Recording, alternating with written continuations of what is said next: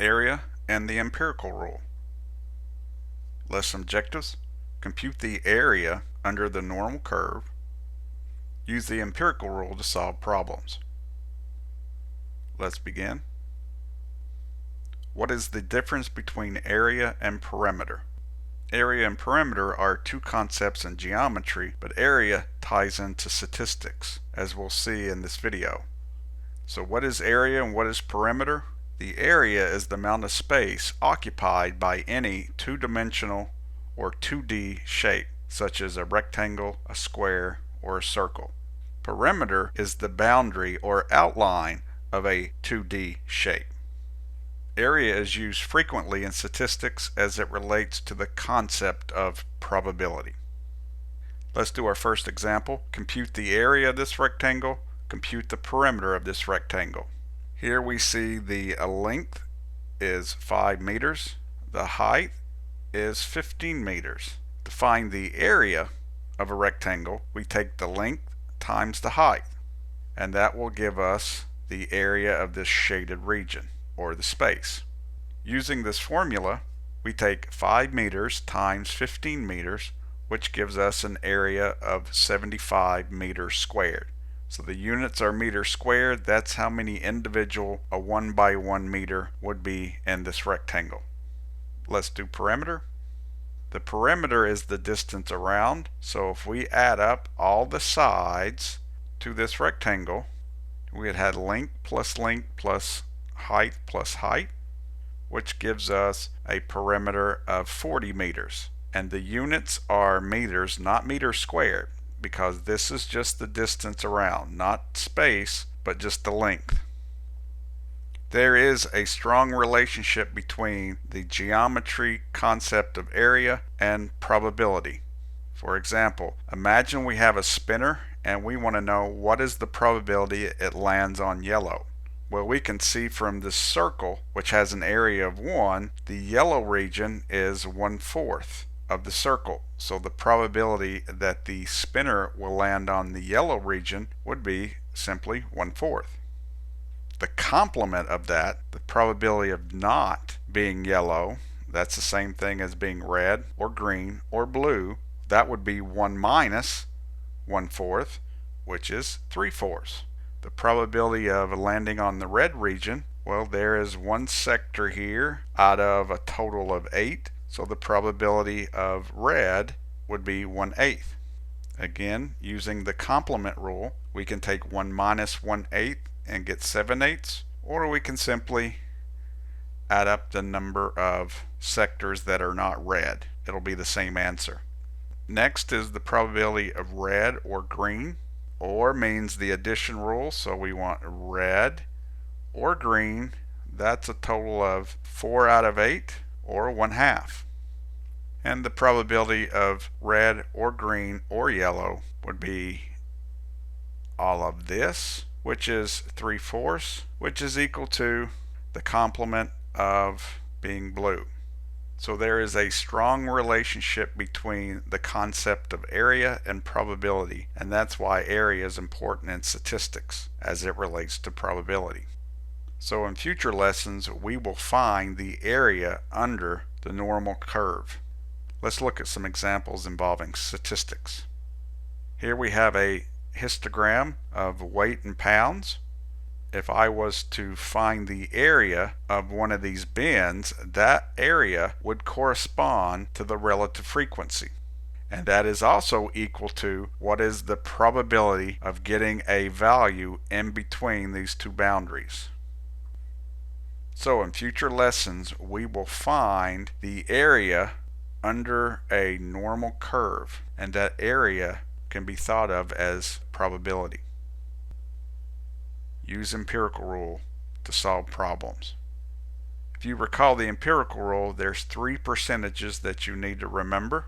68%, that is the area or the probability, 1 standard deviation above the mean, 1 standard deviation below the mean.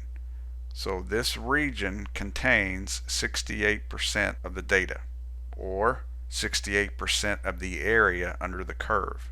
95 is 2 standard deviations above the mean and 2 standard deviations below the mean. This area is 95% of the data, or 95% of the area under the normal curve. And finally, if we go 3 standard deviations, that is essentially almost all of the data, 99.7%. Let's do an example. A study investigated the effects of car speed on accident severity. As part of the study, the vehicle speed at impact was extracted from a sample of 6,000 accident reports of fatal automobile accidents.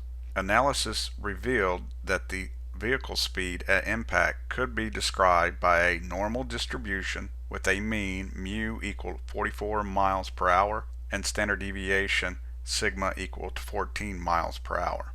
So we're given the shape, the center, and the spread. So we know that the center is 44 miles per hour and the spread is 14 miles per hour measured by the mean and standard deviation.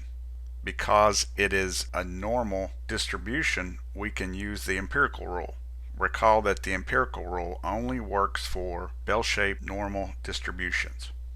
Part A. Approximately what proportion of vehicle speeds were between 30 miles per hour and 58 miles per hour?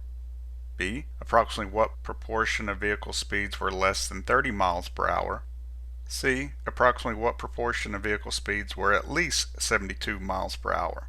So the empirical rule will allow us to answer questions like this. And what we are finding is we're finding the area under the curve, and that relates to probability. That is the same thing as the proportion or the percentage or the probability.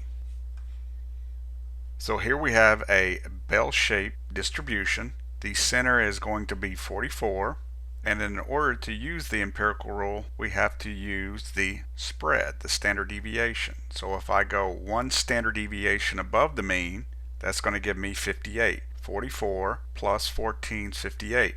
1 standard deviation below the mean, that will be 30. 44 minus 14 is 30. Now moving these on out, if I go 2 standard deviations above the mean, I'm at 72. And if I go 2 standard deviations below the mean, I'm at 16. And if we go 1 more standard deviation above the mean, which is 3, we are 86, and 3 standard deviations below the mean, we're at 2 miles per hour. So this is our distribution. Part A asks what proportion of vehicles were between 30 and 58 miles per hour. That is 1 standard deviation below the mean and 1 above the mean. According to the empirical rule, 68% of the speeds were between 30 and 58 miles per hour. Part B, what proportion of vehicle speeds were less than 30 miles per hour? Well, this is what the picture looks like. We see that it's less than 50% because the mean is 44, which is also the value of the median, and that means half of the data is less than 44. So how do we find the area under this curve? Well, we know the empirical rule says that this dark region is 68%, and because the bell-shaped curve is symmetric, these 2 sections make up 68%, so that means 1 section is half of that, which is 34%.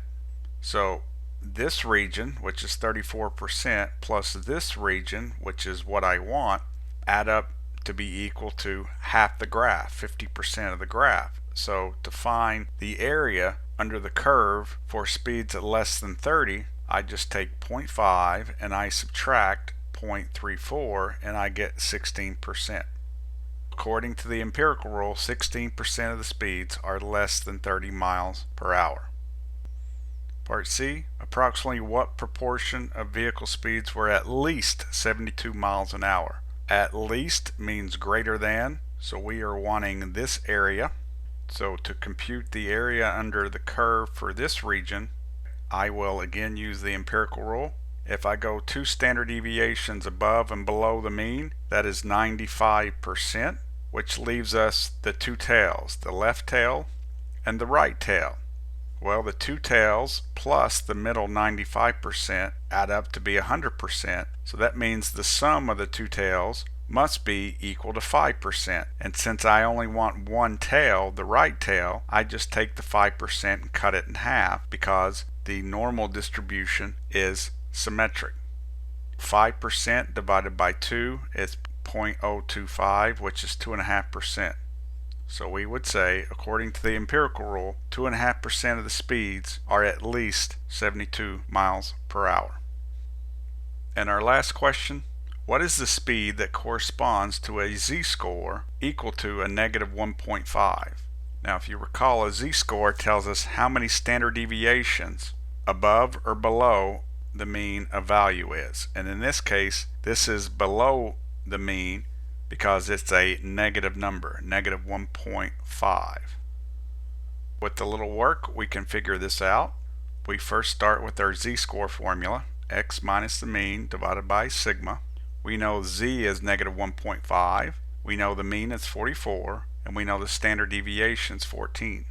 So solving for x, we first have to get rid of the 14, and then we get rid of the minus 44. The 14 is dividing, so we do the opposite and multiply both sides by 14.